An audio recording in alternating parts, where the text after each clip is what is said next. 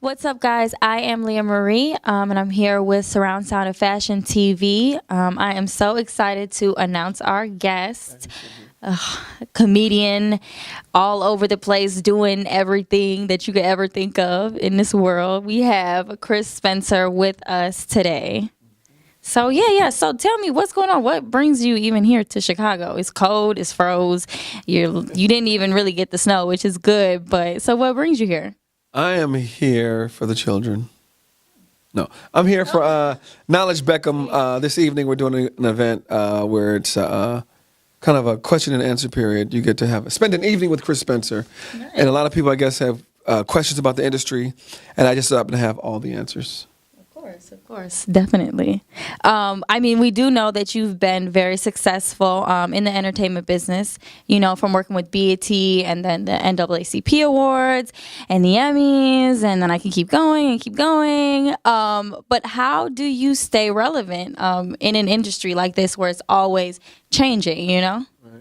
I always make sure my social media is up to date. Okay. So I stopped using MySpace last Thursday.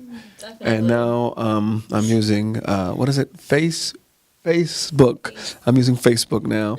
So, and I surround myself with the younger people, the younger generation, because a lot of times, as our heat fades, we don't know what some of the new trends are, what the kids are wearing today, and I try to surround myself around younger people, younger comedians, who let me know that I shouldn't tuck in my shirt or wear my Kango backwards. Right. Yeah.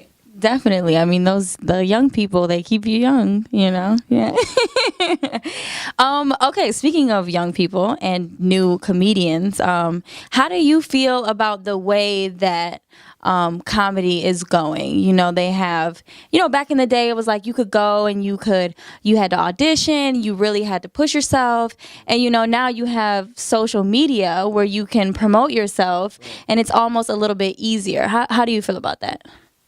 Well, I just think the kids that are getting these opportunities because of their followings in social media is that they need to be prepared when they're called. Like a lot of these guys have like 8 million hits on YouTube, and all of a sudden now they're headlining comedy clubs, right, and they only have 5 minutes of material. So if I were them, I would use that opportunity to still make money, but instead of headlining the event, I would host it, and then maybe it'd be whatever the dude's name is, the Chicken Man and Friends, and then so he won't be so exposed so quickly, because once they find out you can't headline a show, the word will spread, and then you'll mess up with any little opportunity that you had created. Right. Definitely.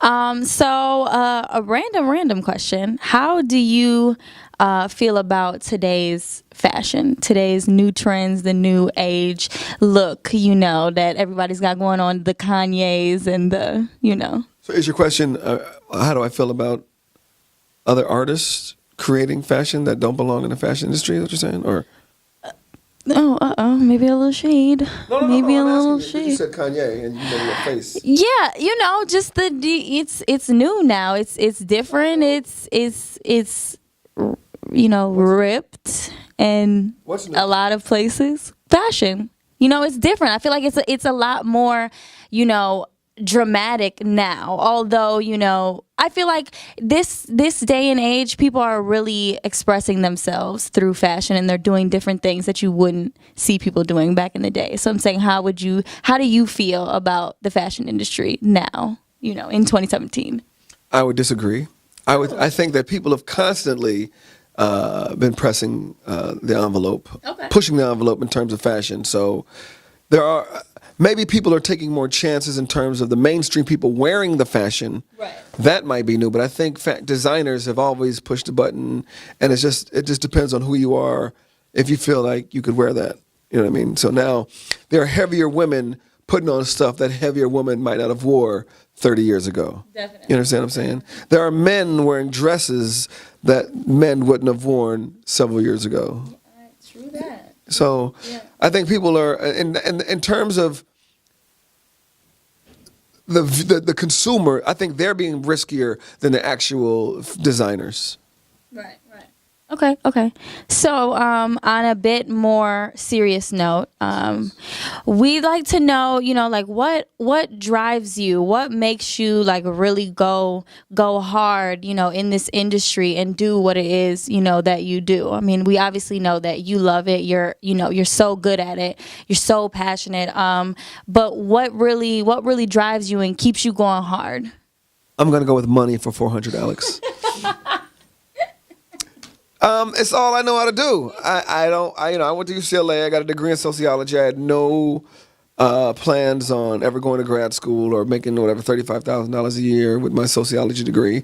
I was a class clown, and I just knew that the industry was where I wanted to be, and I was gonna ride the wave as it goes up and down. Because in this business, there are going to be a lot of ups, and there's going to be plenty more downs. So Right. I just knew I had to. This is what I was going to do forever.